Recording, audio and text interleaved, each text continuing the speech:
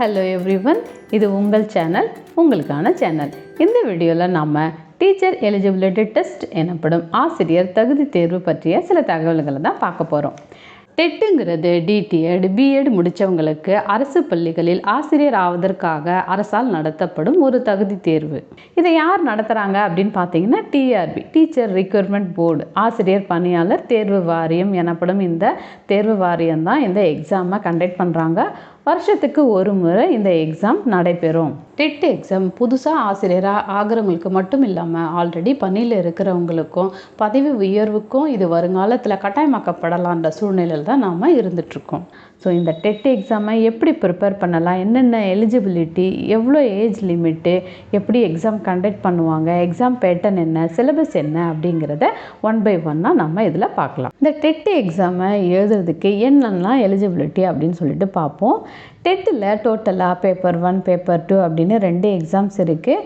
Paper 1 எழுதுகிறவங்க என்னெல்லாம் தகுதி இருக்கணும்னு பார்த்தீங்கன்னா 10 மற்றும் 12ஆம் வகுப்பு முடித்து டிப்ளமோ இன் டீச்சர் எஜுகேஷன், அதாவது டிடிஎடு 2 வருஷம் கோர்ஸாக கண்டிப்பாக முடிச்சிருக்கணும். டிடிஎடு முடித்த எல்லாருமே இந்த பேப்பர் 1 எழுதலாம். இந்த டெட் எக்ஸாம் எழுதுறதுக்கு எவ்வளோ மார்க்ஸ் வாங்கியிருக்கணும்னு பார்த்தீங்கன்னா 10ல் 50%, +2ல் 50%, டிடிஎடில் 45% வாங்கியிருந்தால் இந்த எக்ஸாமில் நம்ம அப்பியர் ஆகலாம். டெட் எக்ஸாமில் பாஸ் பண்ணிட்டோம் அப்படின்னா 1 முதல் 5ஆம் வகுப்பு பாடம் நடத்தக்கூடிய இடைநிலை ஆசிரியராக நாம் கவர்மெண்ட் ஸ்கூலில் நியமிக்கப்படுவோம். அடுத்ததாக பேப்பர் 2 பார்த்தீங்க அப்படின்னா அதுக்கு என்ன நார்ம்ஸ் அப்படின்னா 3+2.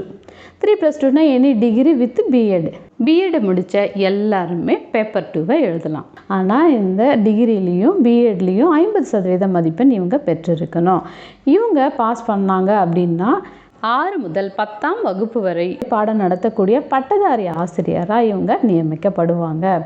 ஸோ டெட் எக்ஸாமில் எலிஜிபிலிட்டி பார்த்தீங்கன்னா எனி டிகிரி முடித்தவங்க பிஎட் பண்ணியிருக்கலாம். அவங்க டிடிஎடும் பண்ணியிருந்தாங்க அப்படின்னா அவங்க பேப்பர் 1 எழுதலாம், பேப்பர் 2 எழுதலாம்.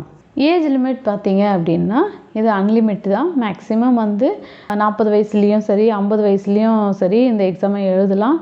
ஆனால் கண்டிப்பாக 18 வயசு பூர்த்தி அடைஞ்சவங்களால் மட்டும்தான் அப்பியர் ஆக முடியும். குறைந்தபட்ச வயது 18. ஏஜை பொறுத்த வரைக்கும் அன்லிமிட் தான், நமக்கு எந்த வயசுலேயும் நம்ம எழுதிக்கலாம்.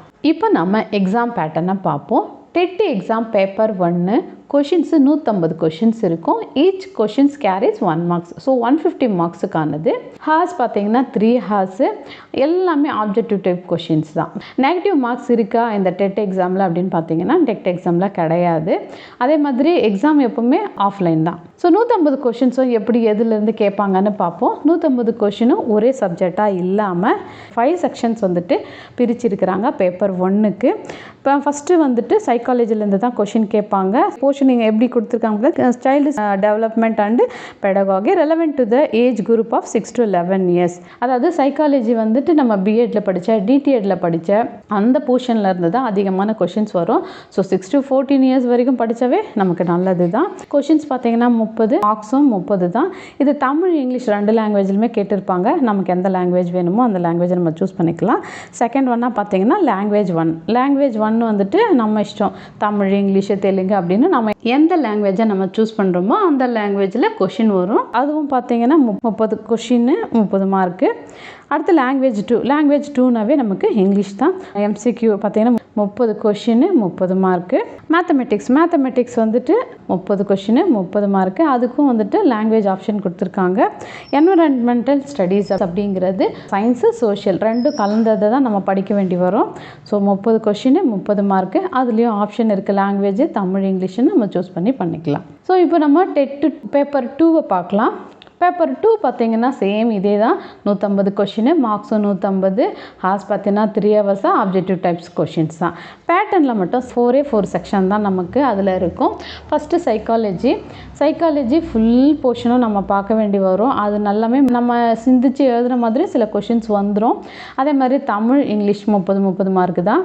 அடுத்து நம்ம ஆப்ஷனல், நம்மளுடைய மேஜர் மேக்ஸு யார் மேஜராக எடுத்திருக்காங்களோ அவங்களுக்கு சயின்ஸ் அலைட் ஆகும். சயின்ஸ் மேஜராக எடுத்தவங்களுக்கு மேக்ஸ் அலைட் ஆகும். டோட்டலாக 60 மார்க்ஸ் வரும்.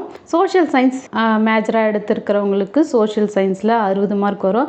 தமிழ் இங்கிலீஷ் மேஜராக இருக்கிறவங்களுக்கும் சோஷியல் சயின்ஸ் தான் வரும். ஸோ இதுதான் வந்துட்டு எக்ஸாம் பேட்டர்ன். இப்படி தான் வந்துட்டு மார்க்ஸை டிவைட் பண்ணியிருக்கிறாங்க, கொஷினையும் டிவைட் பண்ணியிருக்கிறாங்க. ஸோ நம்ம வந்து இந்த மெத்தடில் தான் நம்ம எக்ஸாமுக்கு ப்ரிப்பேர் ஆக வேண்டி வரும். இப்போ நம்ம பேப்பர் 1க்கான சிலபஸை பார்ப்போம். டிஎன்பிஎஸ்சி குரூப் எக்ஸாமில் சிலபஸ் இதுதான் அப்படின்னு சொல்லிடலாம். ஏன்னா சிலபஸ் என்ன கொடுக்குறாங்களோ அதுலேருந்து தான் கொஷின்ஸ் கேட்பாங்க. ஆனால் டெட்டு பேப்பர் 1க்கு 1 to 5 புக்கு ஃபுல்லாக அப்படியே படித்தா போதும் அப்படின்னு சிலபஸில் இருக்குது. ஆனால் 19, 17 கொஷின்ஸ் எல்லாம் நீங்கள் பார்த்தீங்க அப்படின்னா 25% கொஷின்ஸ் தான் 1 to 5th இருந்தோம். மீதி கொஷின்ஸை 6 to 8th போர்ஷனில் இருந்தும் 9 to 10 போர்ஷனில் இருந்தும் கேட்டிருந்தாங்க. ஸோ 1 to 8th வரைக்கும் புக் ஃபுல்லாக இன்ச் பை இன்ச்சாக படித்தா கண்டிப்பாக பேப்பர் 1 பாஸ் ஆகலாம். ஆனால் அதிக மார்க் எடுத்து ஸ்கோர் பண்ணணும் அப்படின்னா கண்டிப்பாக 1 to 10 வரைக்கும் நம்ம படித்தா மட்டும்தான் அதிகமாக ஸ்கோர் பண்ண முடியும்.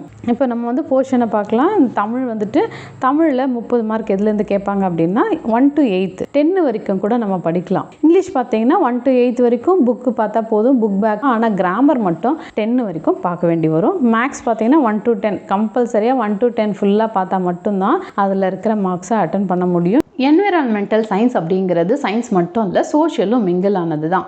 4th ஸ்டாண்டர்ட்லேருந்து up to 8th standard வரைக்கும் நாம் அந்த 2 சப்ஜெக்டையும் சேர்ந்த மாதிரி படிக்கணும். அப்போ தான் நம்மளால் 30 மார்க்ஸ் ஸ்கோர் பண்ண முடியும். சைக்காலஜியை பொறுத்த வரைக்கும் டிடிஎட்டில் இருக்கிற சைக்காலஜி சப்ஜெக்டை ஃபுல்லாக படிக்கணும். அது மட்டும் இல்லாமல் அடிஷ்னலாக நம்ம பிஎட்டில் இருக்கிற சைக்காலஜி சப்ஜெக்டையும் படிக்கணும். இதில் பார்த்தீங்கன்னா அவுட் ஆஃப் சிலபஸ்லேருந்து நிறைய கொஷின்ஸ் கேட்குறாங்க. ஸோ நம்ம இதை வாஸ்ட்டாக தான் படிக்கணும். பேப்பர் 2 பார்க்கலாம். பேப்பர் 2லேயும் காமனாக வந்துட்டு தமிழை பார்த்தீங்கன்னா 30 மார்க்ஸ் தான். அதுக்கு வந்து 6 to 12th வரைக்கும் நம்ம ஃபுல் போர்ஷனையும் பார்த்தாகணும். இங்கிலீஷை பொறுத்த வரைக்கும் 6 to 10 வரைக்கும் பார்த்தா போதும் போர்ஷனை. பட் கிராமர் வந்துட்டு +2 வரைக்கும் பார்க்கணும். மேக்ஸு 6 to 12 வரைக்கும் ஃபுல் போர்ஷனும் கவர் பண்ணணும். சயின்ஸும் அது மாதிரி ஃபுல் போர்ஷனும் கவர் பண்ணணும். சோஷியல் சயின்ஸில் ஹிஸ்ட்ரி, ஜியாகிரஃபி, சிவிக்ஸு, எக்கனாமிக்ஸ் அப்படின்னு சொல்லிட்டு +2 வரைக்கும் இருக்கிற போர்ஷனை கவர் பண்ணணும். அப் டு +2 வரைக்கும் நம்ம போர்ஷன்ஸை கவர் பண்ணால் மட்டும்தான் ஒரு கான்ஃபிடெண்ட்டாக நம்ம இருக்கலாம் டெட்டு பேப்பர் 2வை கிளியர் பண்ணுறதுக்கு.